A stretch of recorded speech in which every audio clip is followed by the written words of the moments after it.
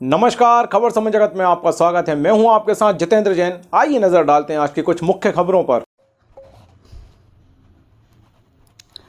भोपाल। राजधानी भोपाल के लाल parade ground में अतिथि शिक्षकों का सम्मेलन आयोजित किया गया।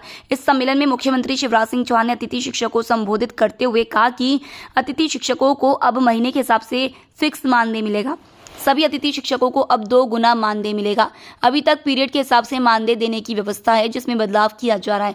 इसका लाभ 68,000 अतिथि शिक्षकों को मिलेगा। मुख्यमंत्री शिवराज सिंह चौहान ने घोषणा करते हुए कहा है कि प्रथम वर्ग के कर्मचारी जिन्हें 9,000 मिलता था, अब उन्हें 18,000 मिलेगा। इसी तरह द्वितीय वर्ग के अतिथि शिक्षक जिन्हें 7,000 मिलता है, उन्हें अब 14,000 मिलेगा और जिन्हें 5,000 मिलता है, उन्हें अब 10,000 रुपए का मानदेय मिलेगा। सीएम ने कहा कि पिछली सरकार ने शिक्षा की व्यवस्था ठीक करने के लिए कभी ठोस कदम नहीं उठाए थे। गुरुजी, शिक्षाकर्मी और बाद में अतिथि शिक्षक फंस गए थे, लेकिन मैं आपके योगदान को कभी भुला नहीं सकता। जब रेगुलर शिक्षक नहीं थे, तब अतिथि शिक्षक के रूप में आपको पढ़ाने का दायित्व सौंपा गया। मुझे प्रसन्नता हो रही है कि अधिकांश अतिथि शिक्षकों ने अपनी निष्ठा के साथ अपनी जिम्मेदारी पूरी की है। आप वो हैं जिन्होंने शिक्षा की गाड़ी को आगे बढ़ाया। अभी तक अतिथि शिक्षकों को परमानेंट करने के लिए 25% का आरक्षण था, उसे अब 50% किया जाएगा। यह भी सभी घोषणाएं तत्काल लागू होंगी। उन्होंने कहा कि जैसे नियमित पढ़ाने वालों को वेतन मिलता है, उसी प्रकार महीने की पहली तारीख को वेतन मानदेय मिलेगा, ताकि किसी को भटकना ना पड़े। एक नियम बनाऊंगा कि जिस प्रकार पात्रता परीक्षा के द्वारा शिक्षक नियमित किए जाते हैं, उसी प्रकार अतिथि शिक्षकों को भी नियमित किया जाए। पिछली सरकार ने शिक्षा की व्यवस्था ठीक करने के लिए कभी ठोस कदम नहीं उठाए थे और एक अधकचरी व्यवस्था हो गई थी। गुरुजी, शिक्षाकर्मी, बाद में अतिथि शिक्षक, और इनकी जिंदगी अगर देखें तो ऐसे अनिश्चितता के भंवर में फंस गई थी कि करें तो क्या करें इतने साल पढ़ाने के बाद। मैं एक आपके योगदान को मैं कभी भुला नहीं सकता। जब रेगुलर शिक्षक नहीं थे, तब अतिथि शिक्षक के रूप में आपको पढ़ाने का दायित्व सौंपा गया और मुझे प्रसन्नता ये कहते हुए कि अधिकांश अतिथि शिक्षकों ने पूरी कर्तव्य निष्ठा के साथ अपने दायित्व का निर्वाह किया, अपने दायित्व को निभाया। आप वो हैं जिन्होंने हमारी शिक्षा की गाड़ी को आगे बढ़ाया। बच्चों को आप लगातार गांव-गांव में पढ़ाते रहे। मैं आपको इसके लिए हृदय से धन्यवाद देता हूं।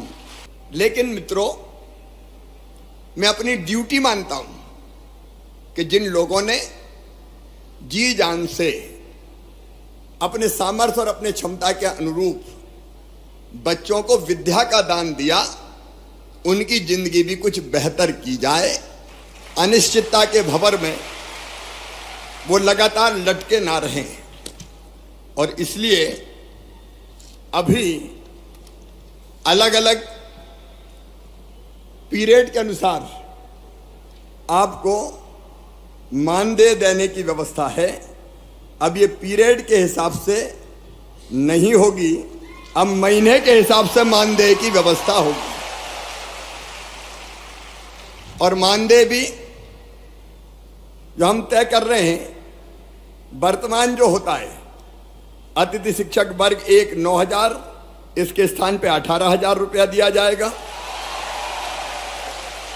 अतिथि शिक्षक वर्ग 2 7,000, उसकी जगह 14,000, और 3 को 5,000 की बजाय 10,000 रुपया ये मानदेय किया जाएगा।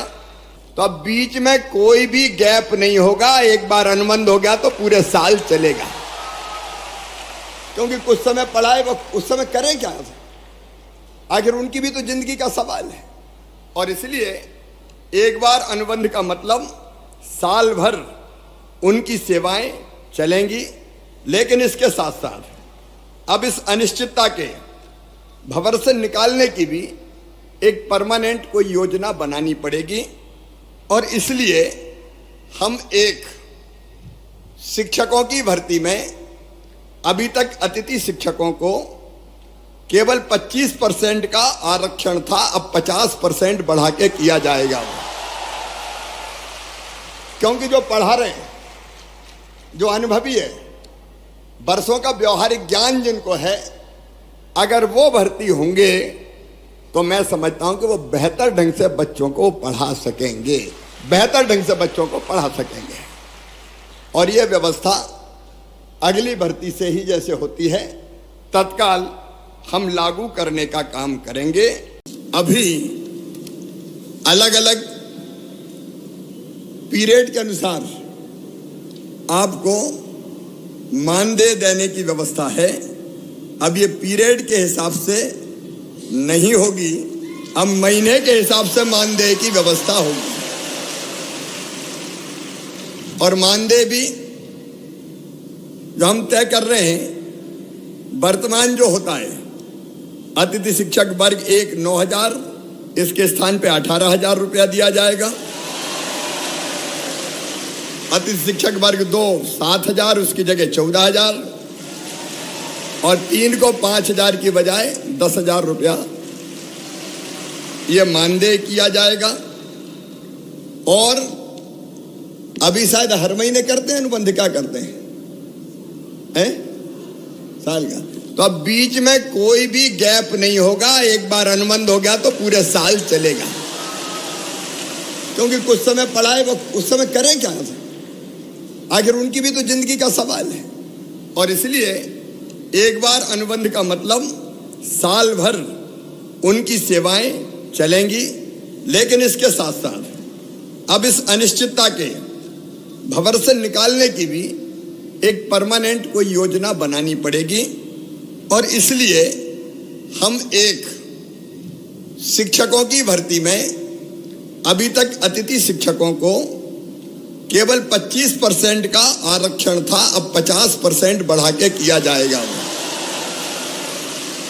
क्योंकि जो पढ़ा रहे हैं, जो अनुभवी है, वर्षों का व्यवहारिक ज्ञान जिनको है, अगर वो भर्ती होंगे तो मैं समझता हूं कि वो बेहतर ढंग से बच्चों को पढ़ा सकेंगे, बेहतर ढंग से बच्चों को पढ़ा सकेंगे। और ये व्यवस्था अगली भर्ती से ही जैसे होती है तत्काल हम लागू करने का काम करेंगे। और अतिथि शिक्षकों को उच्च शिक्षा विभाग के अनुसार प्रतिवर्ष 4 और अधिकतम 20 अंक बोनस के रूप में ये प्रदान किए जाएंगे, ताकि अधिकतम उनका चयन हो सके, उनका सिलेक्शन हो सके।